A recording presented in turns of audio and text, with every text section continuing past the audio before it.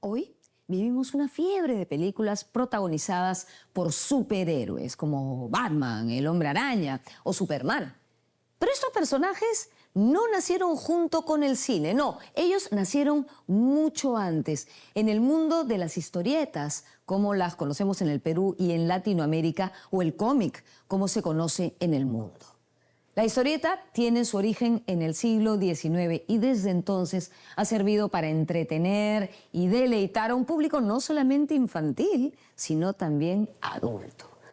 El día de hoy les vamos a contar la historia de la historieta en el Perú, hablando de sus mejores representantes. Es un programa que queríamos hacer hace muchísimo tiempo y por fin hoy se los ofrecemos. Yo soy Norma Martínez y esto sucede en el Perú.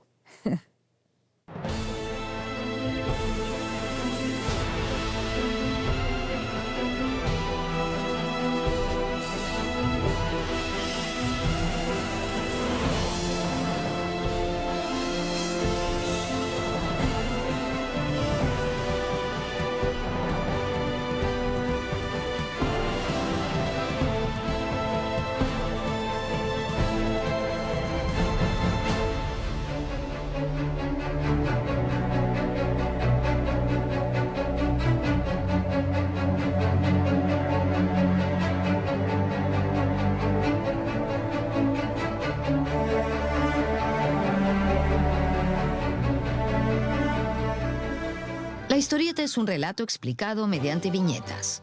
Es la narración de una historia a través de una sucesión de ilustraciones.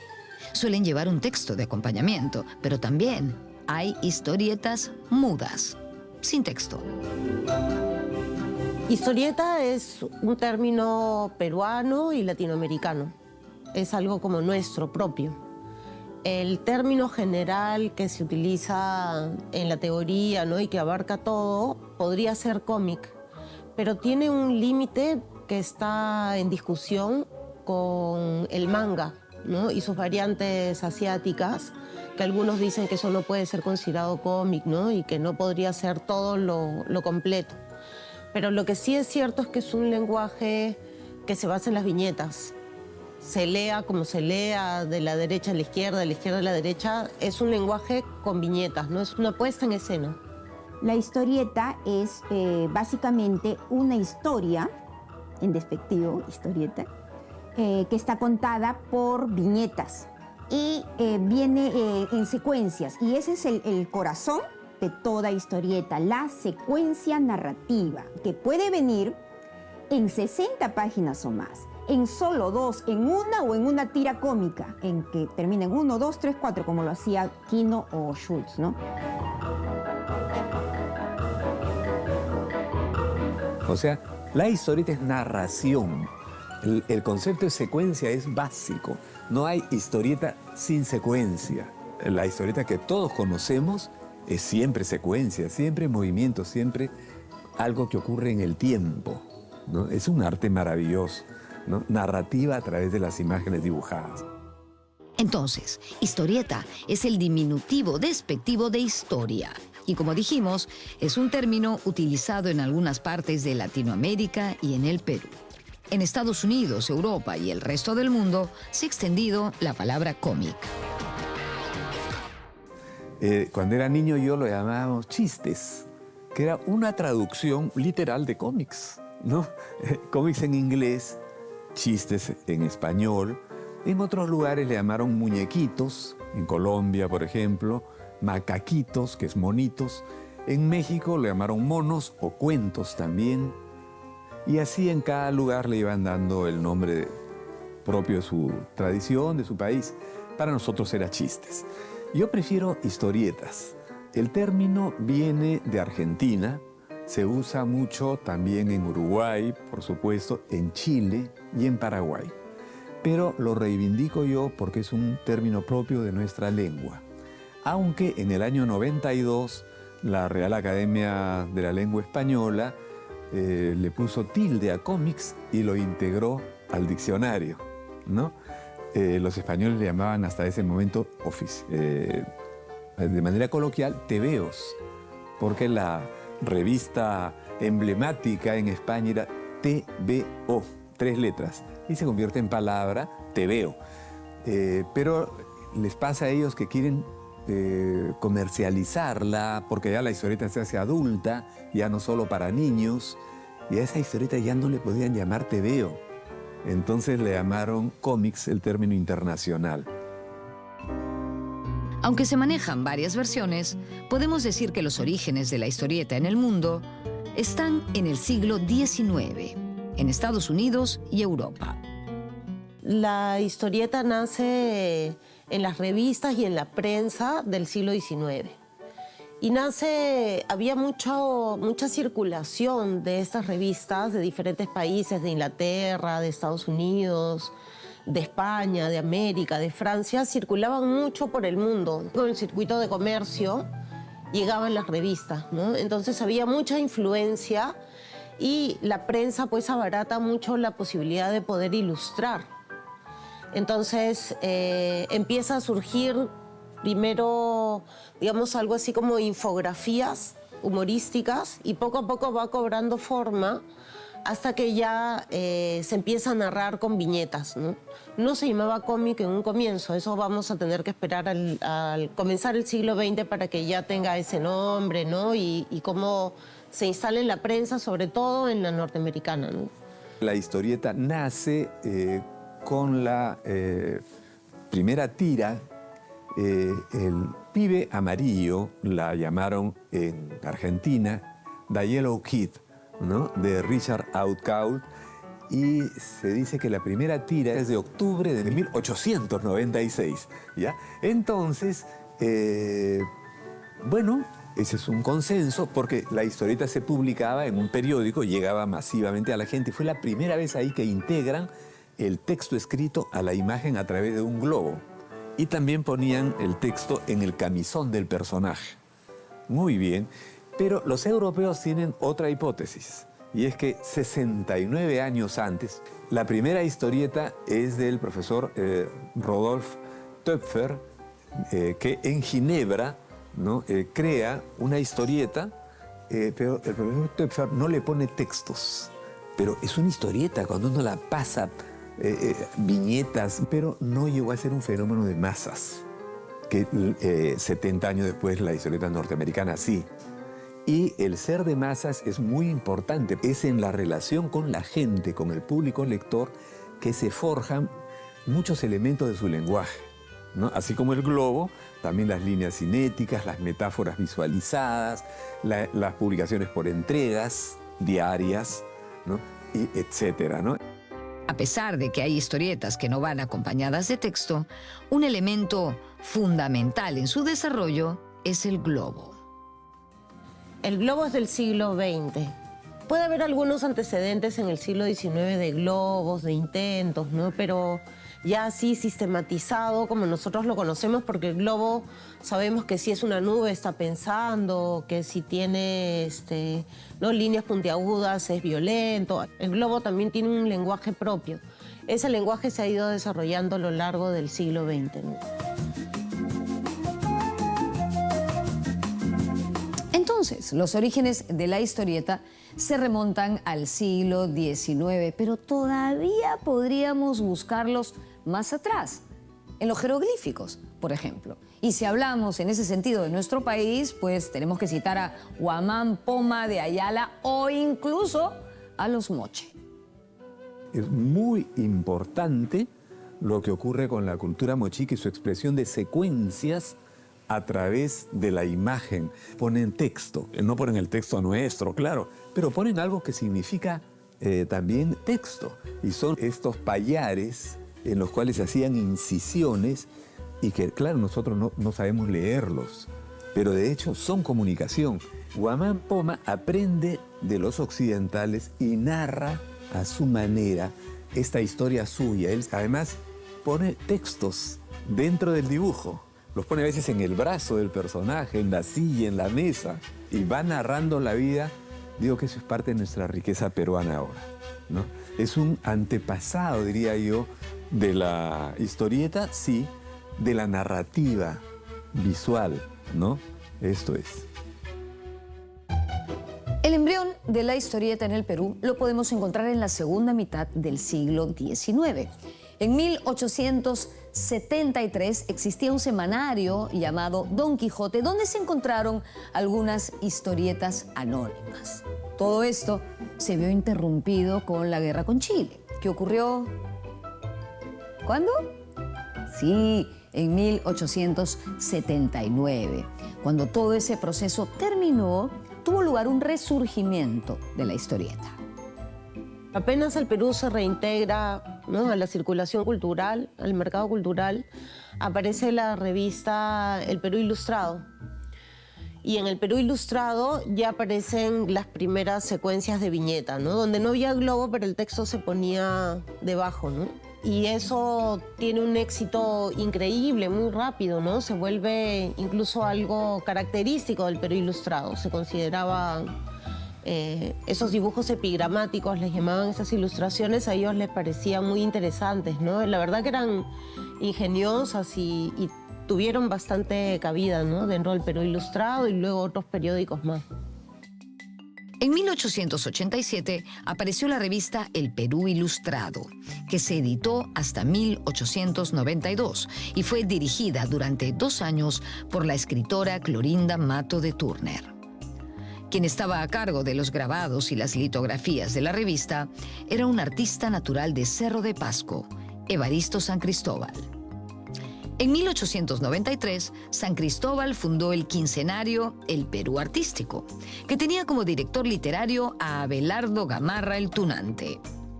Entre los artistas de esta revista estaba Aurora San Cristóbal, la hija de Evaristo, quien es considerada la primera historietista peruana. El cómic, la historieta, en el mundo entero estuvo vinculada a la prensa, a los periódicos, a las revistas, y ese era un mundo masculino, era un mundo sin mujeres.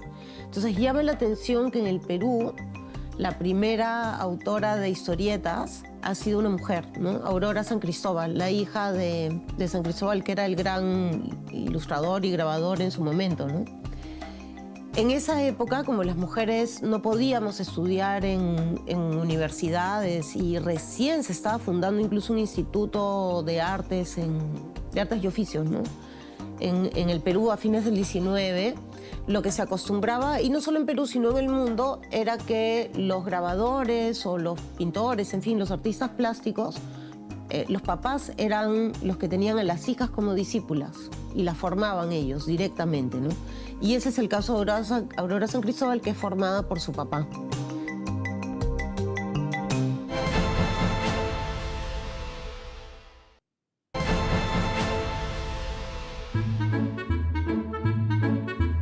A principios del siglo XX, irrumpieron destacados proyectos artísticos y literarios en el país. El 31 de diciembre de 1907 apareció por primera vez el gran semanario festivo y de caricaturas Monos y Monadas. Y Monos y Monadas aparece en 1907 como una propuesta de Leonidas Yerovi y convoca a Málaga Grenet y Abraham Valdelomar, ¿no? Y Málaga Grenet y Abraham Valdelomar hacían historietas juntos, ¿no? Y ya eso prácticamente pues ya tiene forma de historieta. No se llama historieta, pero ya tiene la forma, ya es clarísimo, ¿no?, que falta poco tiempo para que el género ya se desarrolle acá.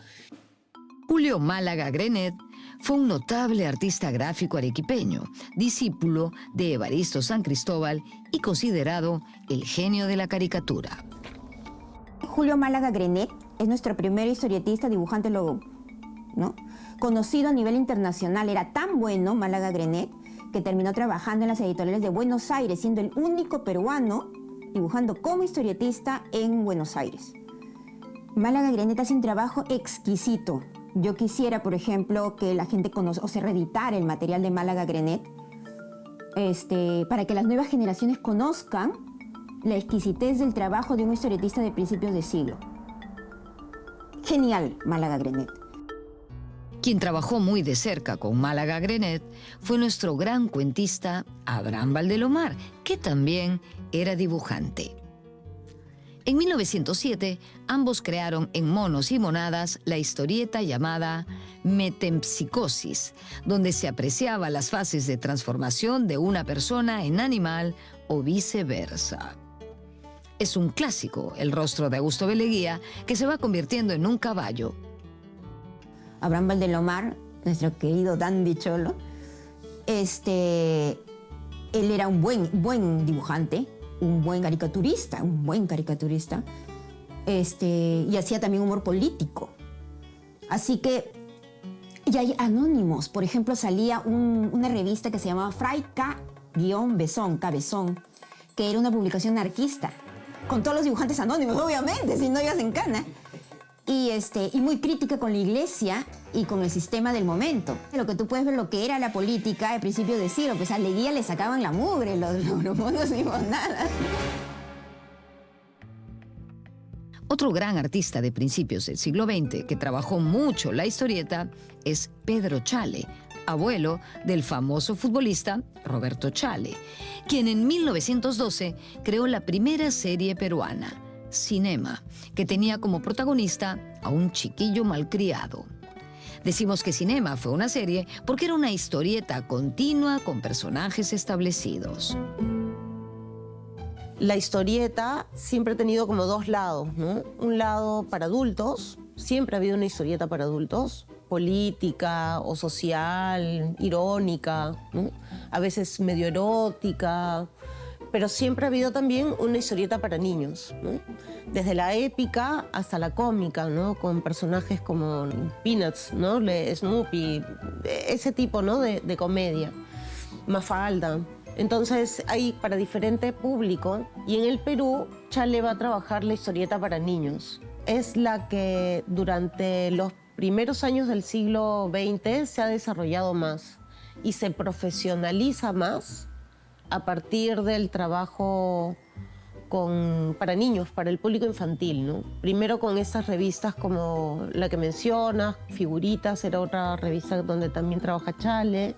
Yo creo que podemos fácilmente hablar de la búsqueda del personaje peruano de historieta. Búsqueda desde sus inicios, con intención o sin intención, fue una búsqueda del arquetipo representativo, arquetipo identitario, psicológico, y esto arranca incluso desde el primer personaje, ¿no? Estamos hablando de los años 10, 1915, Pedro Chale, con un personaje que poco a poco se va quedando y va a estar décadas, que es un personaje arquetípico además, el fiscalizador, burgués,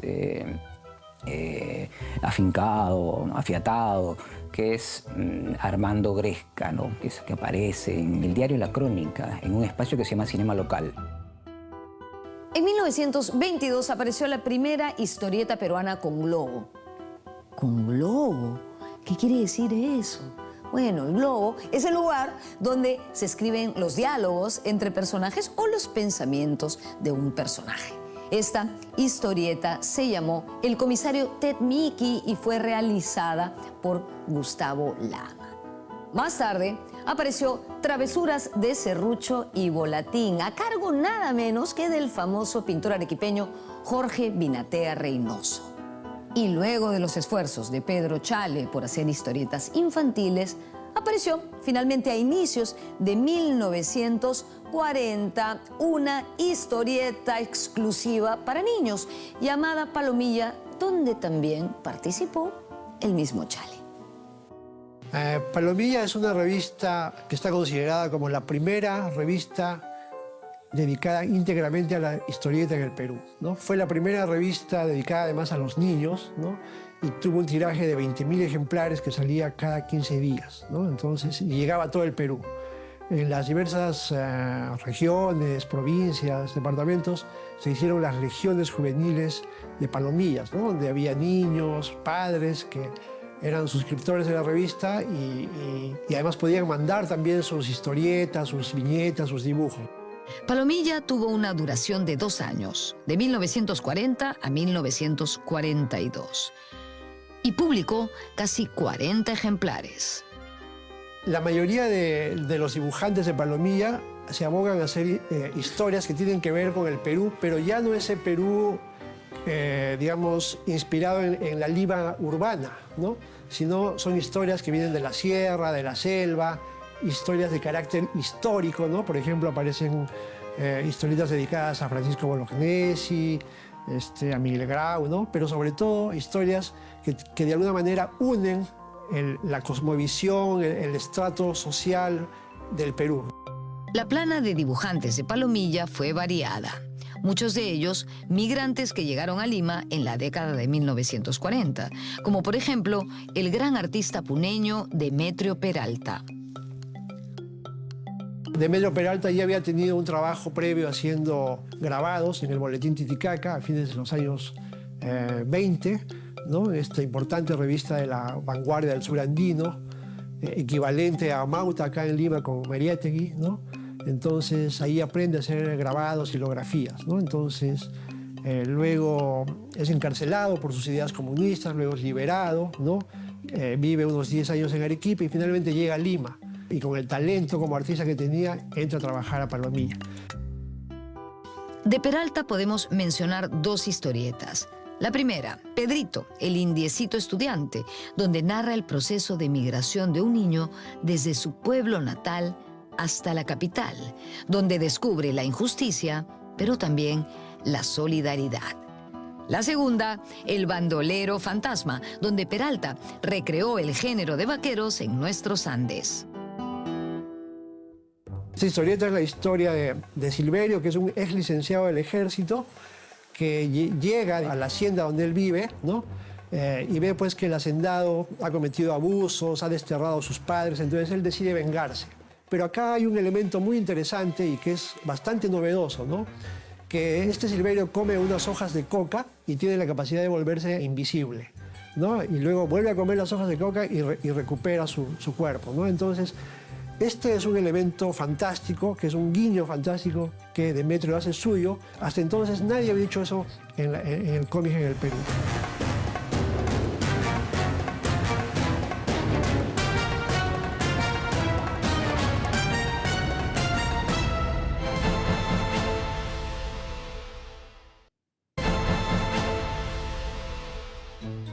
A fines de la década de 1940 y durante los años 50, aparecieron en revistas y periódicos personajes de historietas de gran recordación.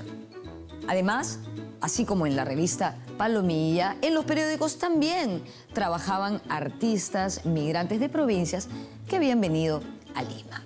En 1947 apareció en el diario La Tribuna la historieta Pachochín, creada por Carlos Ruz, apodado Croce. Pachochín era un personaje inspirado nada menos que en el presidente José Luis Bustamante y Rivero, que gobernó nuestro país de 1945 a 1948.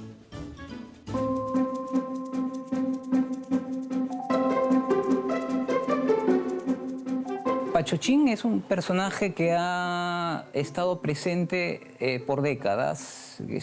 Empezó como una identificación directa con el presidente Bustamante y Rivero por el parecido fisionómico y también por la paciencia que a veces se le señalaba al presidente, ¿no?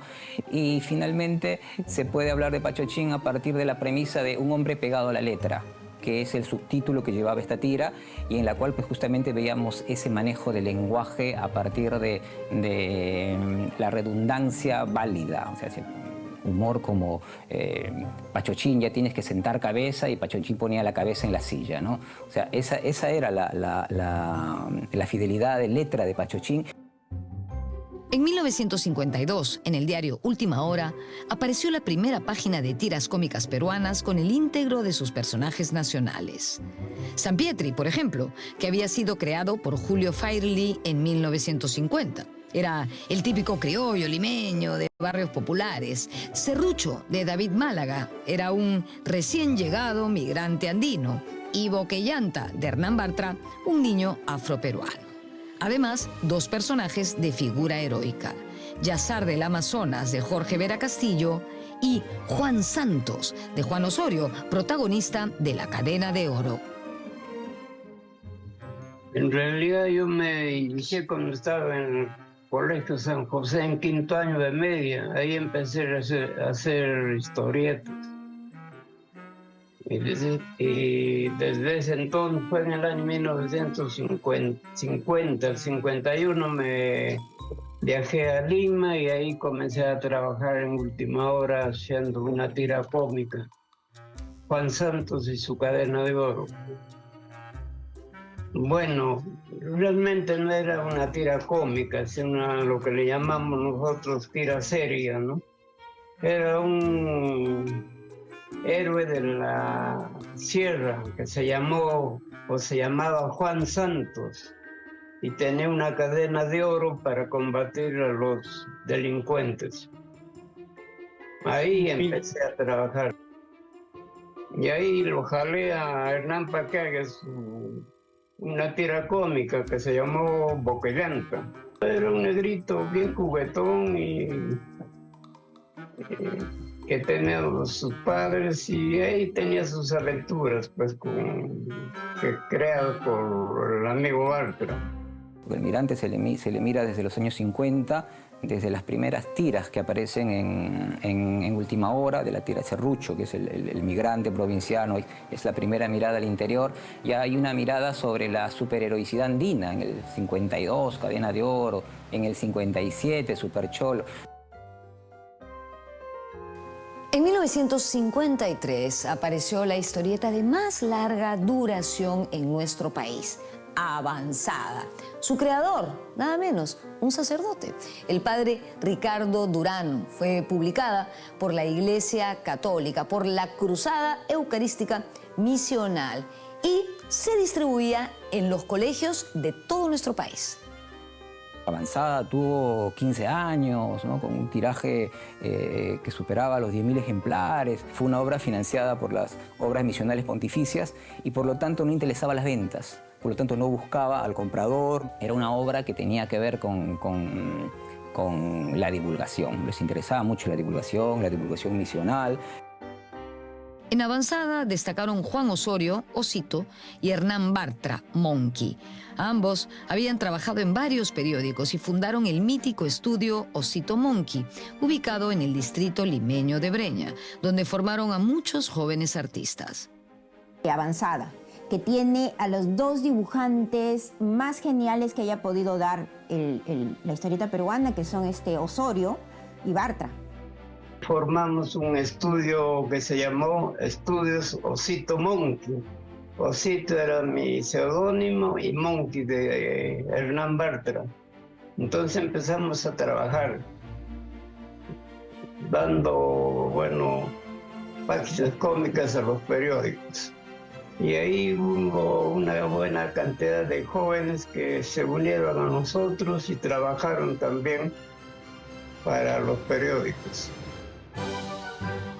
Hernán Bartra creó la recordada serie de aventuras infantiles Coco, Vicuñín y Takachito, personajes que representaban las 3 regiones naturales del Perú. La historieta peruana también ha condensado cómo nosotros nos vemos socialmente. Entonces nosotros siempre nos hemos visto separados en costa, sierra, selva. Entonces Coco, por la palmera, ¿no? Que es rubio. Vicuñín, el nombre lo dice, ¿no? Y Takachito, ¿no? Que son costa, sierra y selva. Y el Perú en general siempre ha tendido a tener una representación territorial y, hay que decirlo, ¿no? Racial, de cómo nosotros nos manejábamos. Lo primero que yo leí y me encantó fueron historietas, las que había en los kioscos, ¿no? Y que eran historietas norteamericanas traducidas en México, ¿no? Por Editorial Novaro, ¿no? Entonces estaba La Pequeña Lulú, El Llanero Solitario, Tarzán, todos estos personajes, ¿no? Las urracas, Tucuitico, El Conejo de la Suerte, etcétera, ¿no? Muy bien, todo ese universo fue lo que yo consumí en mi infancia. Es una época en que no había televisión, ni en blanco y negro todavía. Me fascinó en relación a la historieta peruana, me fascinó cuando yo leí una vez una historieta de Osito y Monkey que salía en la revista Avanzada. Me fascinó porque a veces hacían espacios imaginarios que tenían que ver con los incas. Me encantó leer en historieta algo peruano. En la década de 1960, en el diario Expreso, Hernán Bartra creó a Manyute, y Juan Osorio a Chepar el astronauta.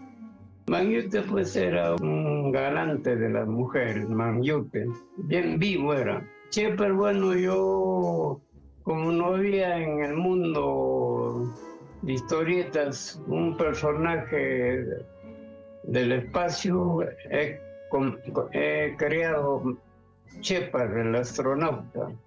Y es el único que existió, ¿no? Hasta ahora no hay.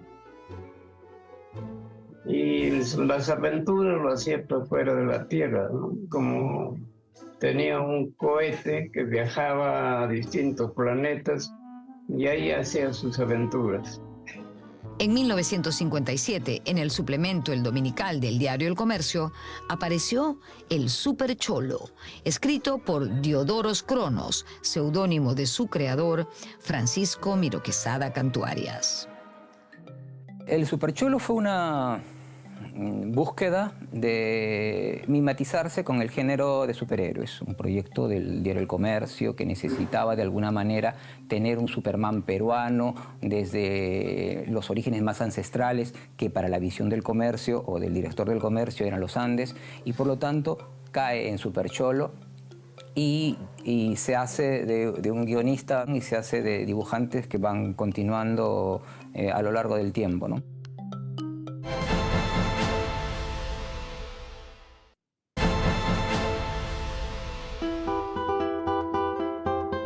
En 1959, también para el diario El Comercio, Alfonso Latorre adaptó Las tradiciones peruanas de Ricardo Palma. Y en 1963, el diario Expreso publicó una adaptación a historieta de la gran novela El mundo es Sancho y ajeno de Ciro Alegría, con bocetos del propio autor y dibujada por Gonzalo Mayo.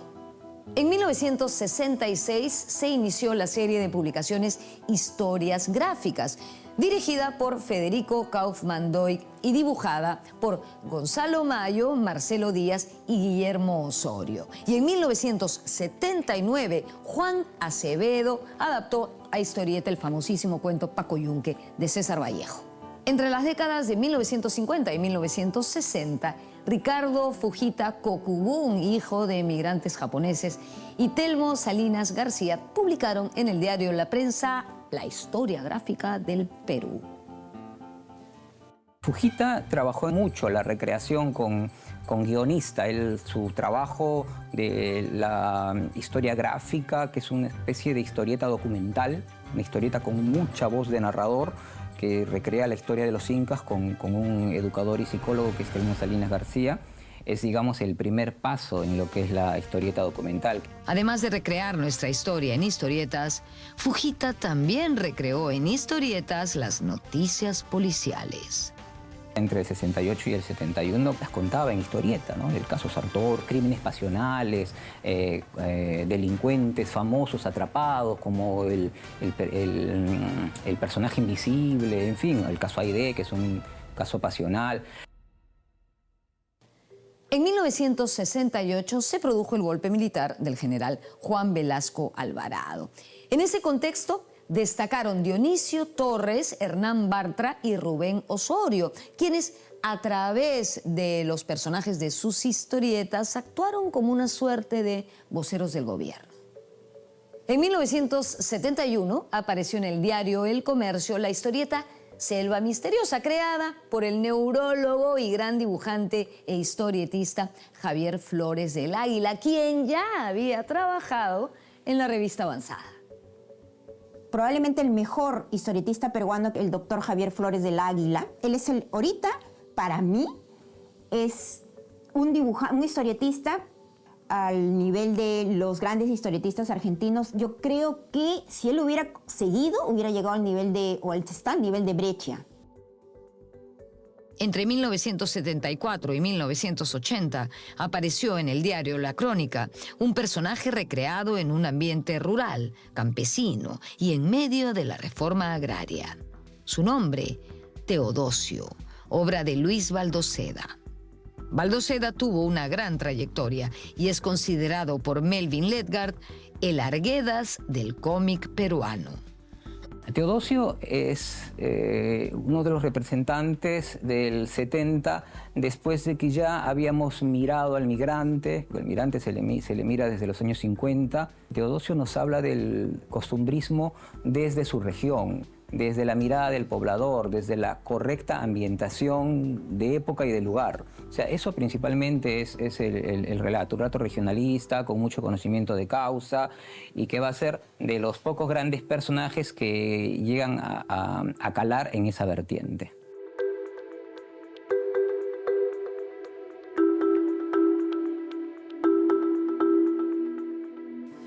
En la década de 1970, la historieta se convirtió en trinchera de crítica y resistencia a las dictaduras latinoamericanas.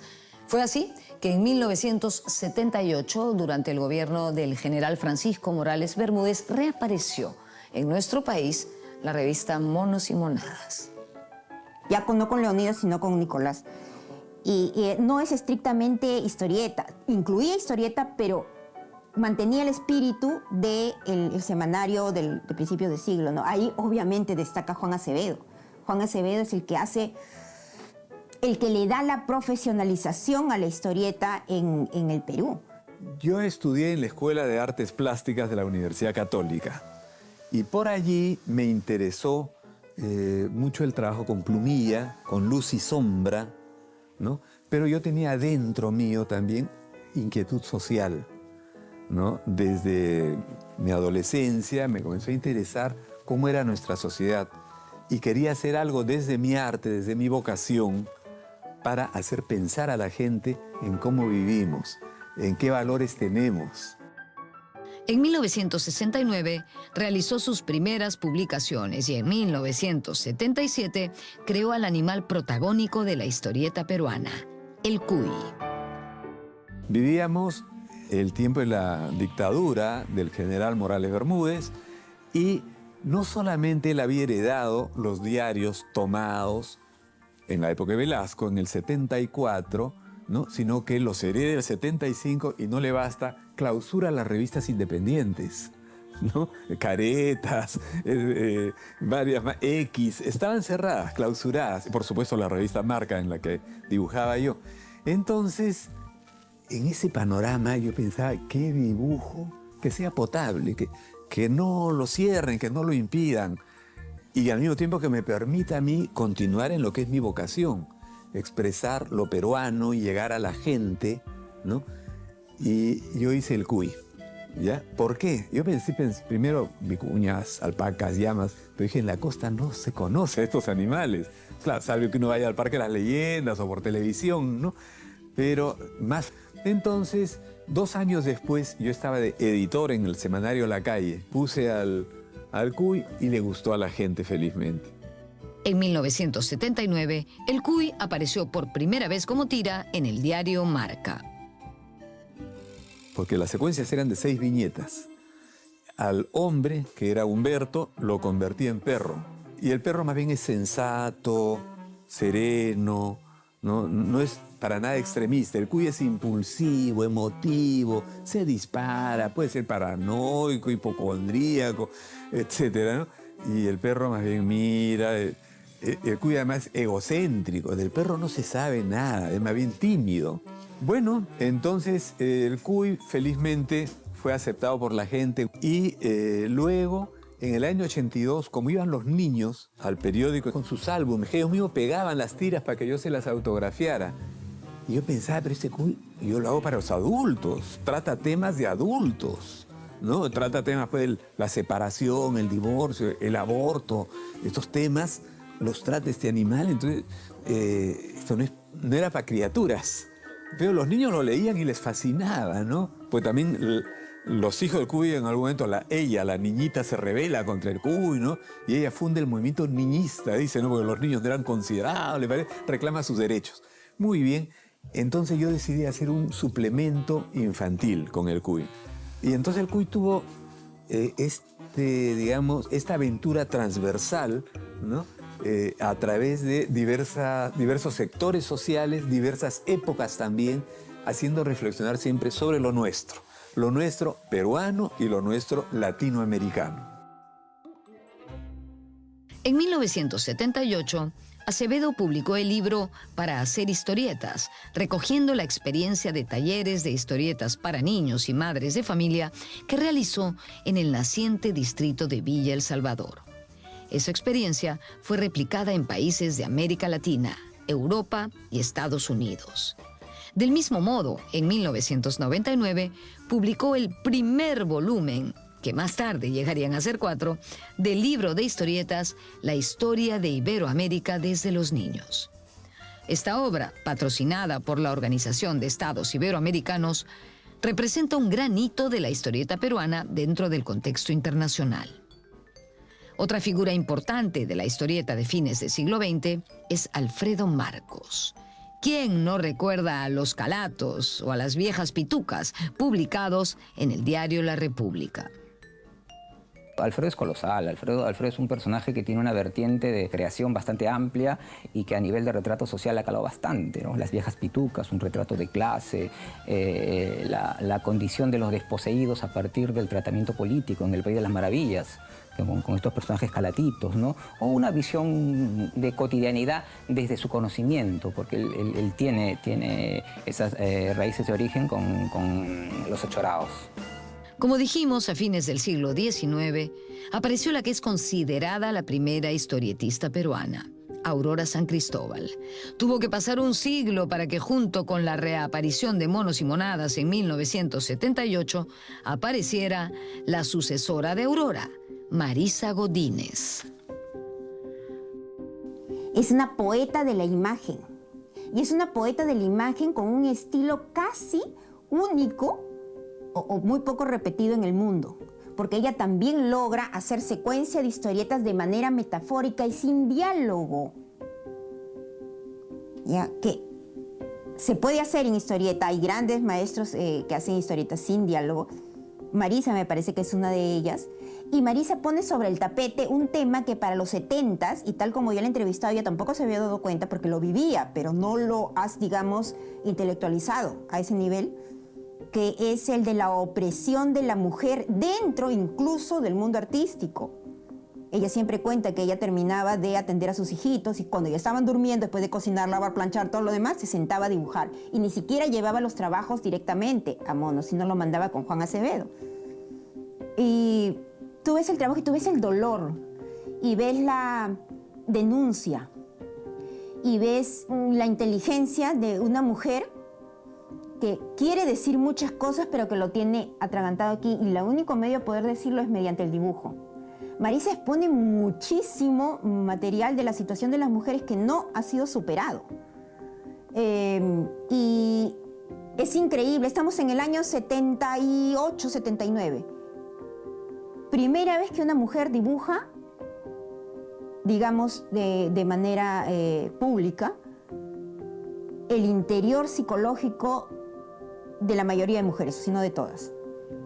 Nosotros no tenemos referentes en el Perú, antes de Marisa, de dibujantes. Como hemos dicho, el mundo de la historieta siempre estuvo ligado a la prensa. Por eso, estuvo en ese tiempo casi gobernado por los hombres. Hoy, las cosas han cambiado, y un ejemplo de esa transformación es el trabajo de la historietista Águeda Noriega. Águeda Noriega, que va a ser la primera historietista profesional que tenemos, ¿no? Que se dedica plenamente a historietas, que trabajó en periódicos, revistas. Cuando Águeda empieza a hacer humor político, ella entra a Otorongo, ¿no? Y era la única mujer en Otorongo, no había ninguna otra, ¿no? Águeda ha sido pues ahí la importante, ¿no? Que ha hecho el cambio.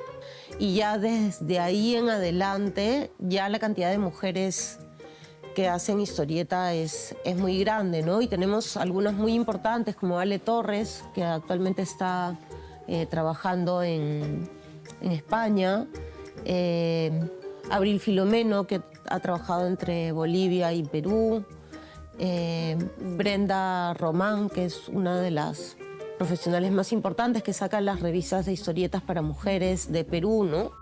En el siglo XXI, Águeda Noriega publicó la primera tira cómica protagonizada por un personaje femenino, Alter Ego. Yo no narro cosas demasiado privadas en Alter Ego, sino más bien sociales.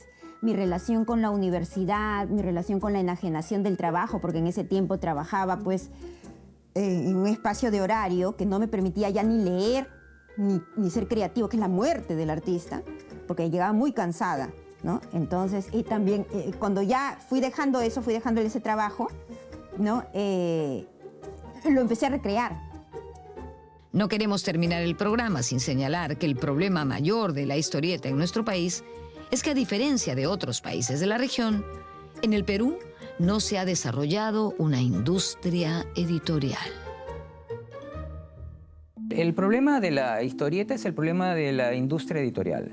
O sea, nunca hemos tenido una industria editorial que haya tenido la suficiente estrategia de posicionamiento de mercado. O sea, no es que la historieta no pueda venderse en un espacio donde las obras de literatura, los ensayos, el libro en general se venda bien. No. O sea, es casi un subproblema de un problema mayor que tiene que ver con una industria editorial en la cual el libro no nada bien sino hasta finales del siglo y con excepciones, ¿no? En realidad, no ha habido una industria editorial. No ha habido. Y la única forma en que tú puedes producir historieta es leyéndola. No hay forma. ¿Cómo es posible? Yo digo, tanto material, ¿para qué? No hay editores, no apuestan. Aquí los editores no son arriesgados. Se concentran en literatura, poesía, literatura, poesía, literatura, poesía. Y la historieta ya tiene el nivel de noveno arte en el mundo. Ahorita Milo Manara acaba de sacar, en Italia acaban de sacar El nombre de la rosa con autorización de Umberto Eco y es número 1 de ventas en Italia. Y es historieta. ¿Por qué no ves eso? ¿Por qué el Estado no hay un arriesgarse? ¿Y sabes por qué no hay? Porque no leen. Los mismos funcionarios no leen. Entonces es un matar constante de tu propio Estado a la producción nacional. Y nos mantiene en un completo infantilismo y a la saga de toda América Latina. Ya en de Europa, ya olvídate, pues ya a nivel bajo cero.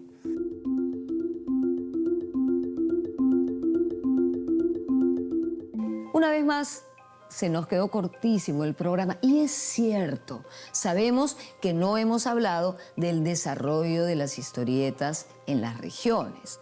Hemos llegado solamente hasta el final de la década de 1980 del siglo XX, pero entre el final del siglo XX y lo que va del siglo XXI, la historieta en nuestro país se ha desarrollado a niveles exponenciales. Así que yo creo que lo justo sería hacer otra edición de este programa. ¿No creen? Nos vemos en la próxima.